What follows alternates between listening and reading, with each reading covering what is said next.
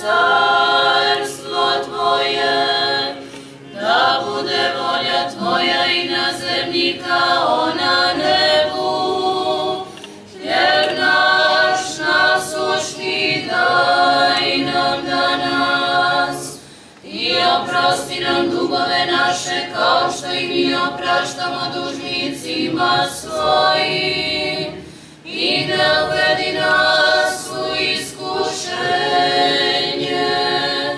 no izbavi nas od zloga. Bože pravde, Ti što spase od propasti, osad nas, čuj osad naše glase i osad nam budi spas. Moćnom rukom vodi brani budućnosti srpske brod. Bože spasi, Bože hrani srpskog kralja, srpski rod. Bože spasi, Bože hrani srpskog kralja, srpski rod. Slaži srpsku braću dragu, na svadiža slavan grad. Slaga biće poraz vragu, a najjači srpsku grad. Nek nas srpskoj bliska grani, bratske sloge zlata plod. Bože spasi, Bože hrani srpskog kralja, srpski rod. Bože spasi, Bože hrani srpskog kralja, srpski rod.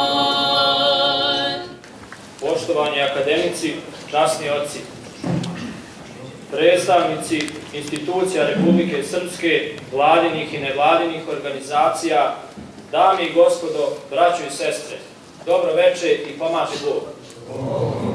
Dobrodošli na sretinsku besedu koju organizuje Srpsko sabranje Baštionik iz Banja Luke.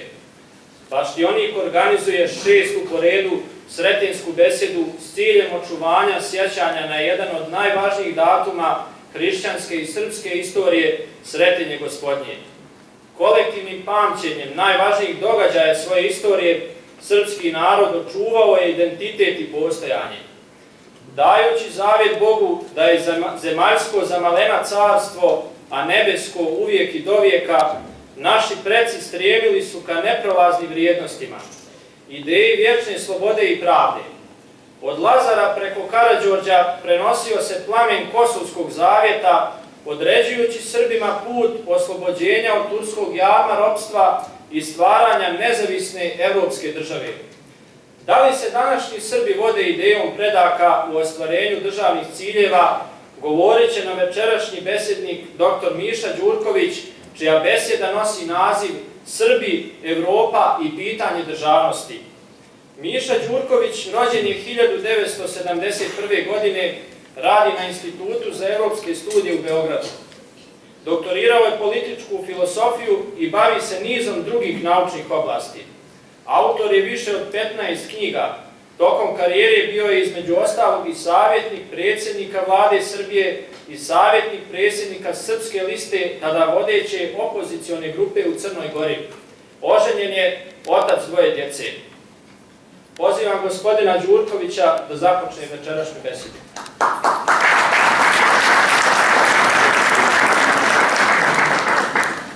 Časni oci, poštovani prijatelji, draga braćo i sestre, pomaže Bog.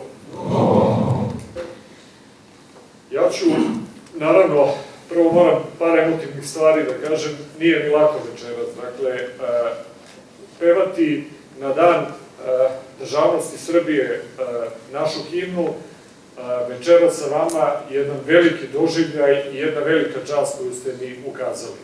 Druga stvar, ja se ovde zaista osjećam, mnogi od vas znaju, kao kod kuće. Smatram, i time ću i završiti, evo, to je jedna stvar koju želim da kažem, da u budućnosti treba da radimo na tome da se i u Beogradu slavi Sveti Stefan i da se u Banja Luci slavi Sretenje.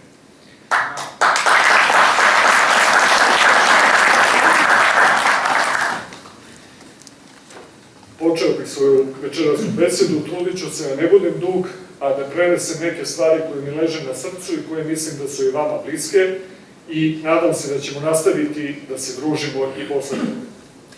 Dragi prijatelji, braći i sestre, vašom velikom ljubaznošću ukazana mi je čast da se na današnji dan obratim svom narodu u zapadnoj prestonici Srpske. Srbi danas imaju dva praznika koja proslavljaju kao dan svoje državnosti. Republika Srpska slavi Svetog Stefana kao svoj dan i kao što znate, svakog 9. januara Banja Luka postaje prestonica svih Srba sveta koji sa radošću proslavljaju ovaj veliki dan. 15. februara, na dan drugog velikog hrišćanskog praznika, dan Sretenja Gospodnjeg, Republika Srbija, slavi svoj dan državnosti. Moram najpre da istaknem kako nije slučajno što su oba ova dana, koja se slave kao politički i državni praznici, povezani sa velikim verskim praznicima. Srbi su uvek bili, i nadam se da će i ostati, hrišćanski i duhovno utemeljen narod i njihove političke tvorovine ne mogu da imaju snagu, veličinu i postojanost ukoliko nisu posvećene i višim duhovnim sadržajem i značenjem. Govorim ovo zato što su oba praznika pod udarom određenih sila koje pre svega pokušavaju da ih zasnuju kao čisto sekularne. U oba slučaja traži se da se najpre 9. januar i 15. februar odvoje od Svetog Stefana i Sretenja Gospodnjeg. I u tužbi gospodina Bakira Izetbegovića i u političkoj odluci suda Bosne i Hercegovine jasno se podcrtava upravo da im smeta ovo vezivanje političkog datuma za njegovu versku i duhovnu, rekao bih i sakralnu osnovu. Ako neko sumnja inače u značaj datuma i ovih sakralnih osnova političkih odluka, samo neko pogleda kako neki od naših protivnika biraju vreme za određene akcije. Podsjetimo se samo recimo izručenja Slobodana Miloševića upravo na Vidovdan, jer je tako bilo traženo. 9. januar je rukovodstvo srpskog naroda 1992. godine izabralo upravo zato što je jasno htelo da potvrdi pravo Srba da kao pravoslavni narod opstanu da žive na prostoru Bosne i Hercegovine. Kroz istoriju viševekovnog ropstva i stradanja Srbi su ovde opstali pre i iznad svega zahvaljujući veri i verskom identitetu i utemeljenju. Oni koji su dizali ruke od vere svojih otaca, polazili, kako se to govorilo, lakšim ovozemaljskim putem i smatrali da je za njih i njihovu decu važnije da nekako prežive, nego da ostanu vezani za svoju veru, danas više ne pripadaju ne samo pravoslavnom korpusu i pravoslavnoj veri, nego ni srpskog naroda. I toga se uvek treba podsjetiti. I u Srbiji postoje, nažalost, tendencije da se verska i duhovna osnova Sretenja takođe svede na sekularno slavljenje čisto političkog događaja. 15. februar, kažu oni, je tek jedan običan praznik dan kada Srbija obeležava donošenje prvog demokratskog ustava. Ali, braćo i sestre, to nije istina. 15. februar se u srpskom narodu slavi kao dan kada su Srbi odlučni i okrepljeni u veri otaca i svojoj tradiciji, u Marićeviće Jaruzi 1804. rešili da posle više vekova probude svetlo i stvore sebi državu. Oni, braći i sestre, nisu izabrali bilo kakav dan, već veliki hrišćanski praznik koji u godini znači kraj mračne zime i početak solarne obnove, rađanja sunca i svetla. Prot Arsenij iz Vukova, koji je ustanike posvetio i zakleo, inače, ne slučajno, to je predak velikog srpskog pisca Danka Popovića. Nije ih poveo da se bore za načela francuske revolucije, kako probaju da nam to na neki način postave, već za obnovu svete krune Nemanjića. Dakle, dragi prijatelji, ja govorim o dva zadatka i dve borbe koje danas moramo da vodimo. Jedna je da u oba slučaja zadržimo i odbranimo svoju državnost, što za nas kao narod znači i pravo na opstanak.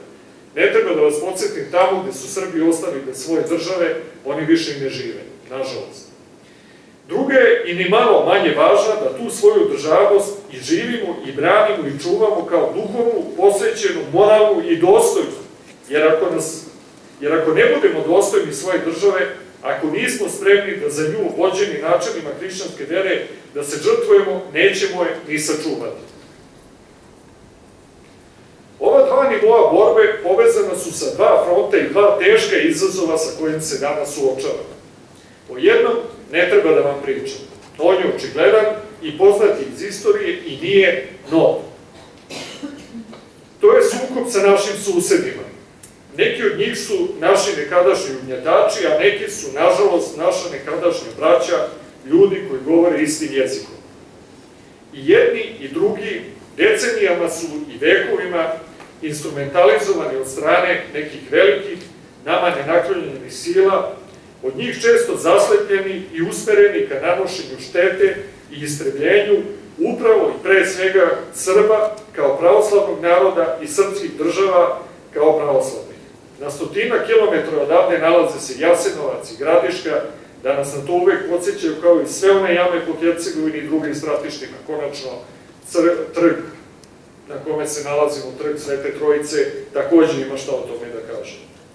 Mi uvek treba da se trudimo da sa našim susedima imamo što bolje odnose, da poštujemo njihov identitet, interese i veru. Sa njima nas vezuje zajednička istorija, trgovina, kultura, pesme koje jedni i drugi pevamo na svadbama, jezik i mnogo toga dobroga.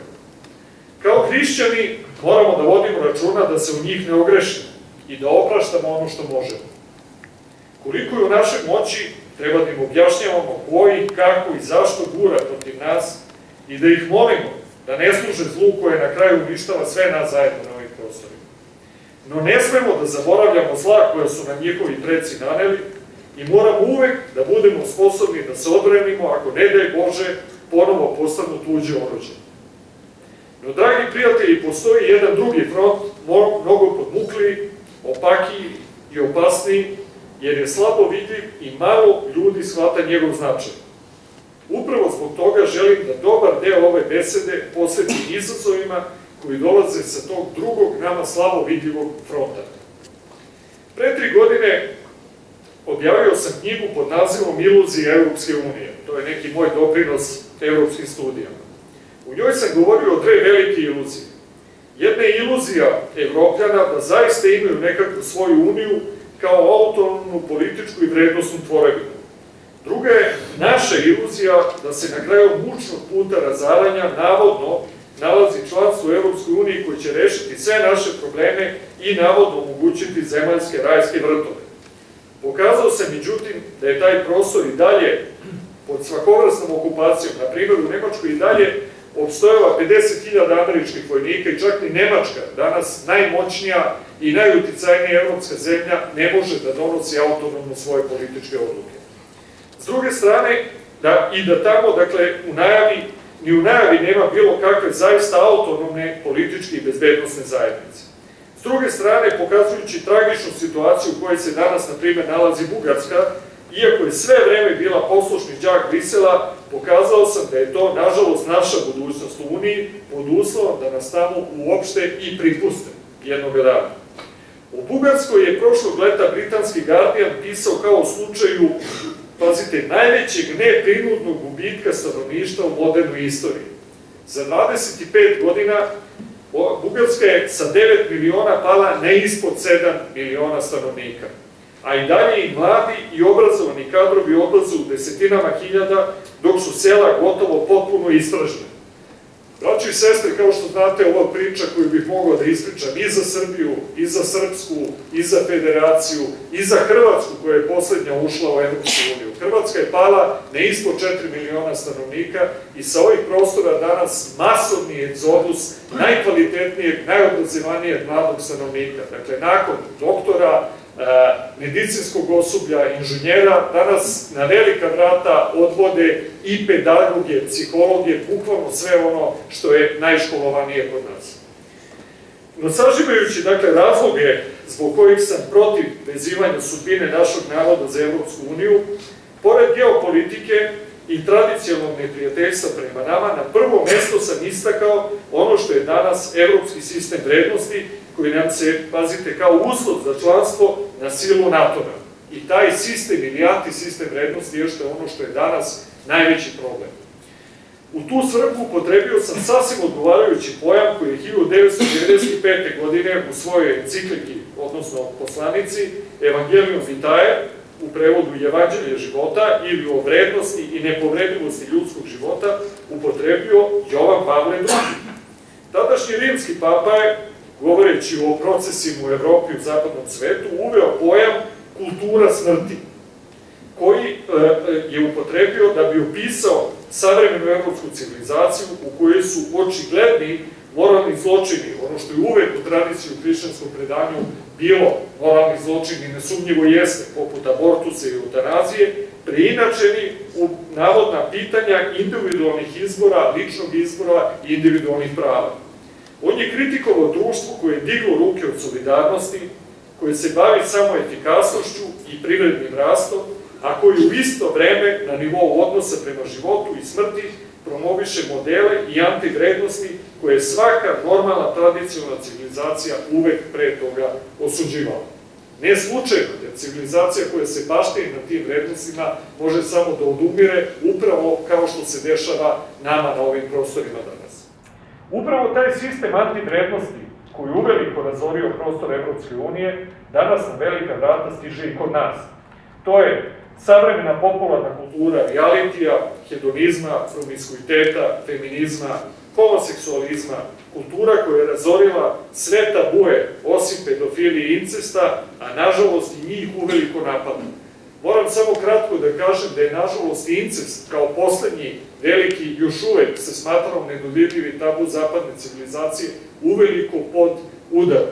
U nekoliko evropskih zemalja, pomenuo bih Nemačku, Hrvatsku, Rumuniju, uveliko su pokrenute debate o tome da li se incest treba dekriminalizovati.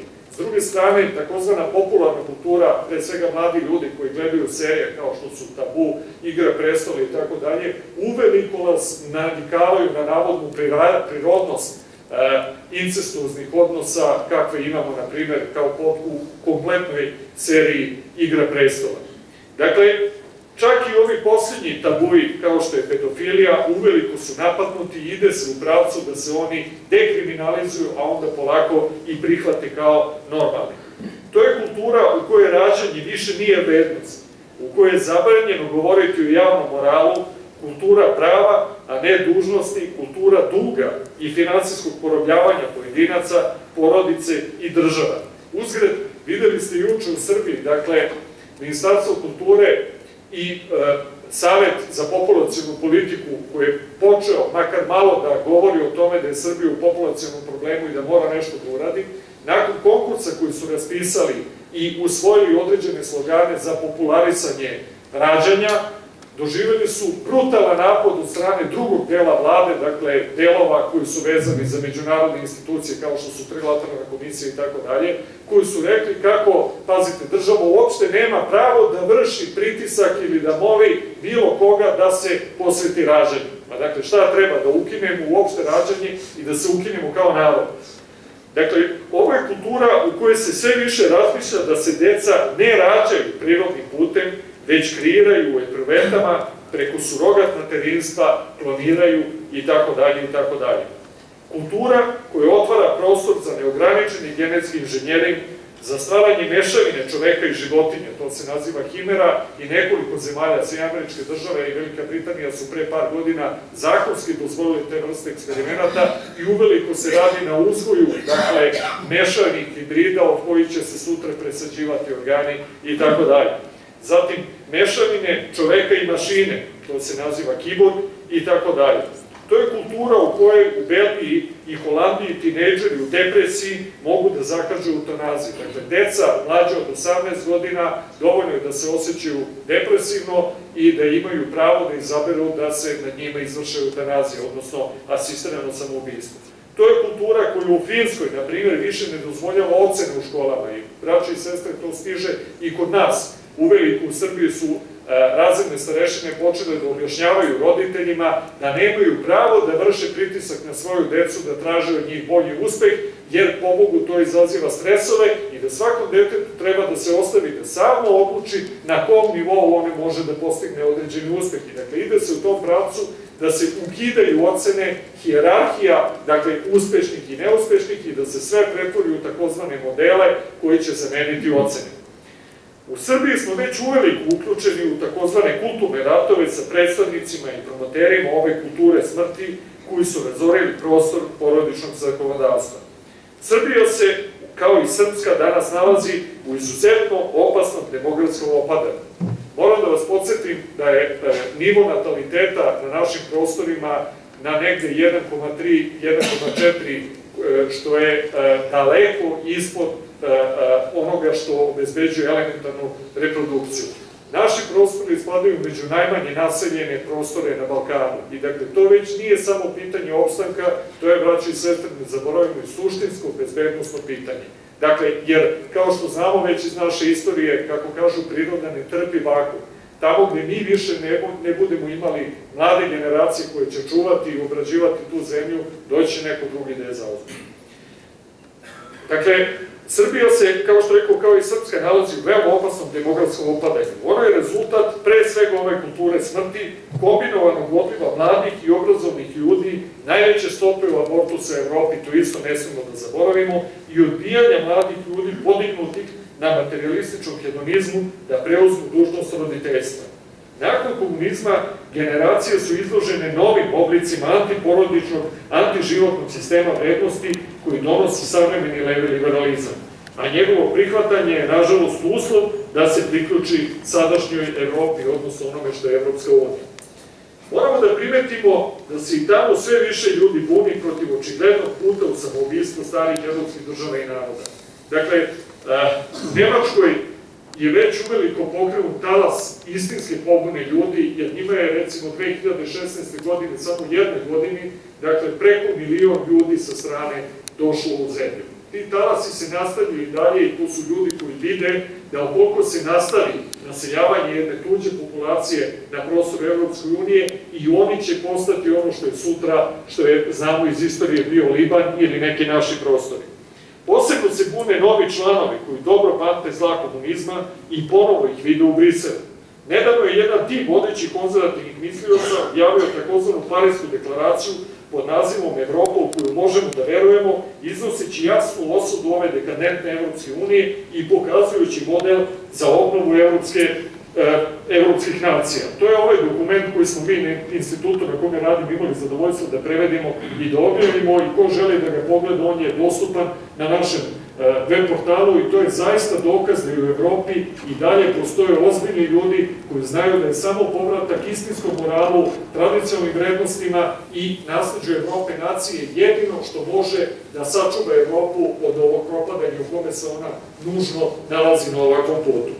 Sa takvim ljudima vredi sarađivati, ali se u međuvremenu moramo braniti od nasrtaja sadašnje zvanične Evropske unije koja baštini, nažalost, kao svoju ideologiju ovu kulturu smrti. Da rezimiramo polako, odbrana naše državnosti, dakle, podrazumeva i fizičku odbranu naših političkih tvorevina, ali i njihove duhovne i vrednosne suštine. Draga braćo i sestre, nakon svih muka koje su posebno u 20. veku prošli, Srbi nemaju pravo ni luksuz da se odriču svoje državnosti. Na najteži mogući način naučili smo da tamo gde ostanemo bez svoje države, i bez osnovnih odlika svoje državnosti ostajemo bez bezbednosti, često i bez mehanizama očuvanja svog identiteta, a vrlo često i bez života. To ja ovde vama ne treba da pričam. Očuvanje svoje državnosti, identiteta i duhovne osnove ove državnosti za Srbe je, kao što je uvek i bilo, a danas je, čini mi se, još izraženije, najvažniji zadatak. Na ovaj veliki dan hoću da vam čestitam oba naša praznika državnosti i da poželim da kao narod budemo istrajni, dostojni, dakle istrajni, moralni i dostojni da dočekamo da se jednog dana uz Božju pomoć Sveti Stefan i Sretenje Gospodnje susretnu i objedine. Draga braći i sestre, hvala vam na ovoj velikoj časti.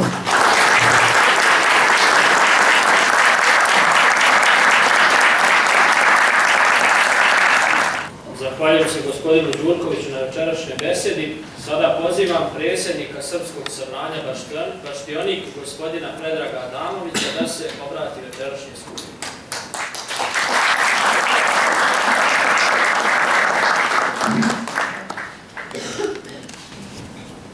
Časni skupe, meni ostaje nakon ove besede zaista da ćutim, ali svi zajedno da radimo da se ostvare ove želje koje je naš besednik rekao.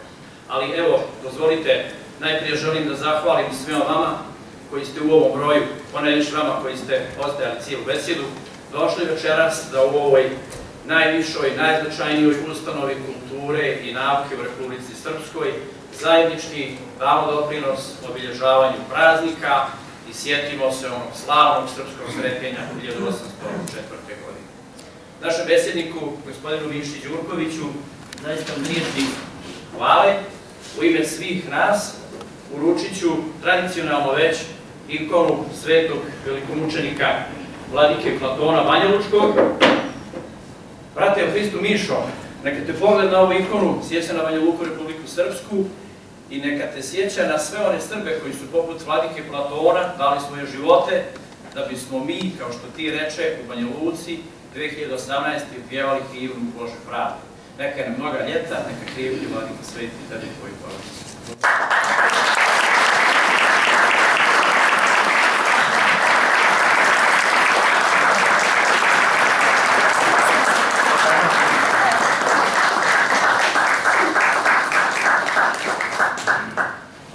Dve reči, ako mi dozvoliš. Izvinjavam se što ponovo zloupotrebljavam ovo svoje prisustvo ovde.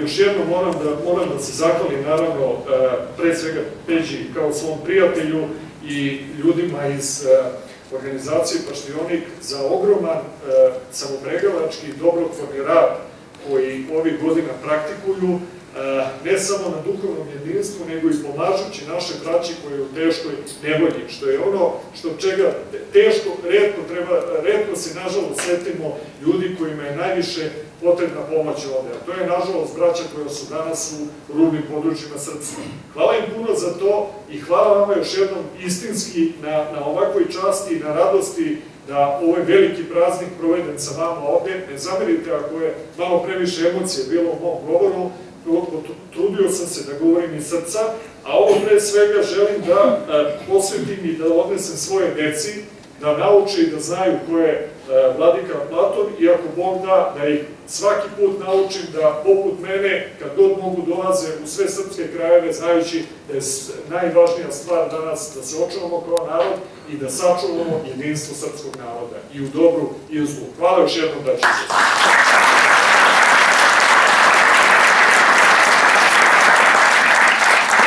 Dozvolite da zahvalim i našim domaćinima, Akademiji nauke i umjetnosti Republike Srpske, čijom ljubaznošću, evo, sretenjsku besedu u 2018. ljeta gospodnjeg održali smo u ovom zaista velikom zdanju nauke i umjetnosti. Zamoljavam gospodina akademika Dragu Brankovića da u ime Akademije primi ovaj skromni poklon. To je knjiga Zemlja živih. Evo, nadovezuje se i na ovo što Miša reče, na aktivnosti koje Republika Srpska, Banja Luka, svi mi zajedno sprovodimo, a to je pomoć našoj braći na Kosovu i Metohiji. Dakle, Zemlja živih za biblioteku Akademije, neka je na moja ljetna.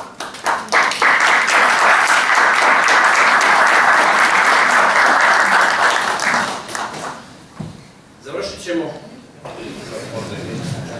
Nećemo završiti. Kod nas Srba uvijek ima običaj, ako primaš poklonu, da je običaj da se uzvrati poklon. Evo ja ću iskoristiti priliku prvo da vas pozdravim u ime Akademije nauka i umjetnosti Republike Srpske, da pozdrave uručim od našeg predsjednika, akademika Kuzmanovića, koji nije večeras imao priliku da bude ovdje s nama. Razmišljajući kako da uzvratim poklon, čini mi se da našem bivšem direktoru Instituta za evropske studije uručim ono što trenutno Akademija ima posljednje u izdanju svom, što je najtrenutno prednije.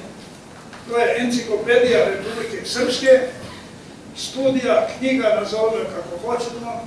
Negdje u definicijama piše da je to knjiga na knjigama, da povodom toga kažem sljedeće.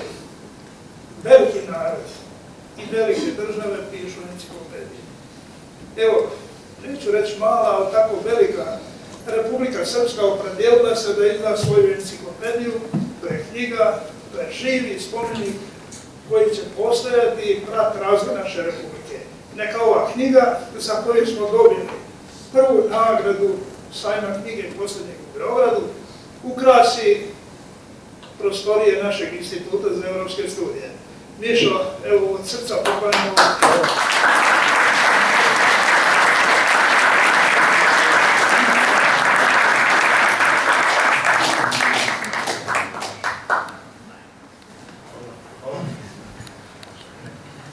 Bogati se večerac.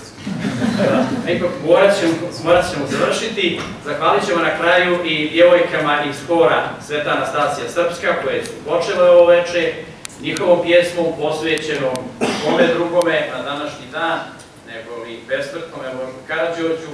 Završit ćemo ovo sretenjsko sabranje. Zatim vas pozivam u holu Akademije, smo pripremili jedno skromno posluženje, na druženje, da se sabiramo, sretamo i družimo na mnoga ljeta. Hvala vam.